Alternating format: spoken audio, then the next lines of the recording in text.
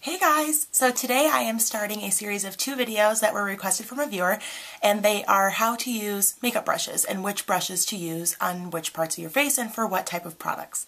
The first half is going to be on face brushes and the second half will be on eye brushes. Now let me just start by saying that I don't own MAC brushes. I am not formally trained in the use of makeup brushes. This is just purely from my experience from the brushes that I own and what I use them for.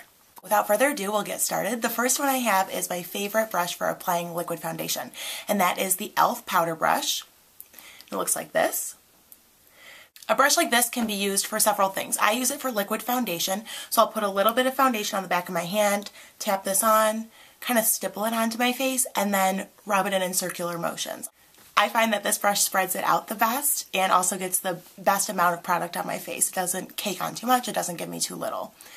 So again, this is the e.l.f. powder brush, and it's really stiff, it has a flat top, and it's pretty dense, which is another reason why I really like it.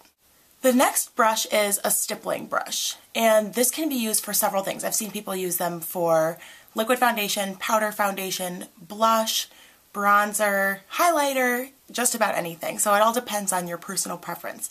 This one is the e.l.f. stipple brush, and if you remember from my review, I was not a huge fan of this brush, but I'm still using it because it's the only one that I have right now. Stipple brushes are usually thicker at the base and then they thin out at the top.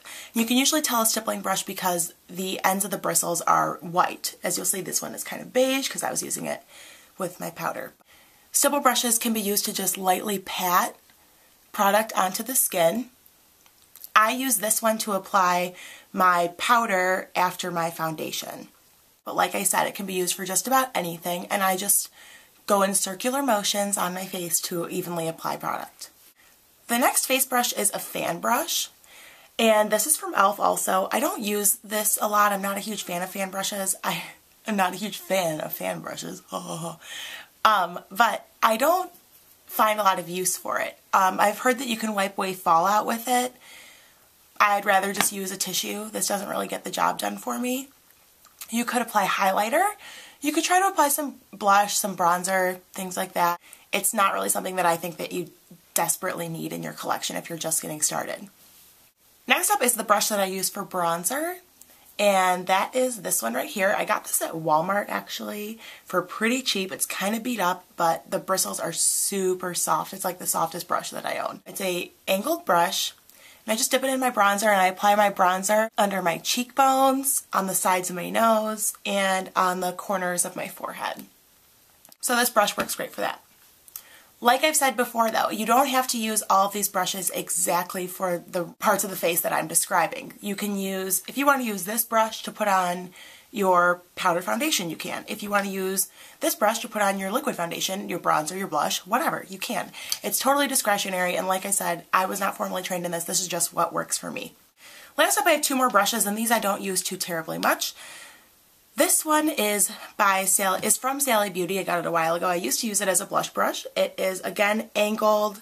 It's kind of just old. It's a puffy brush, and blush is applied to the apples of your cheeks.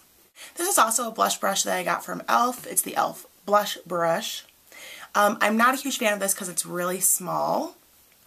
While I thought that it would give me great precision, I'd rather just use a bigger brush for my blush. That concludes the video of Brushes 101, all about face brushes. Like I said, I am not an expert. I don't have all of the answers, but this is all strictly my opinion and what works best for me. I don't even have a ton of face brushes. I'm missing like a million. If you look at MAC's brush collection, I probably have like 5 of the type of brushes out of like at least 15 face brushes that they probably have. So like I said, not a total expert. This is just what works for me. Thank you for watching, and I hope that you will watch the next part, which is all about eye brushes. Thanks, guys.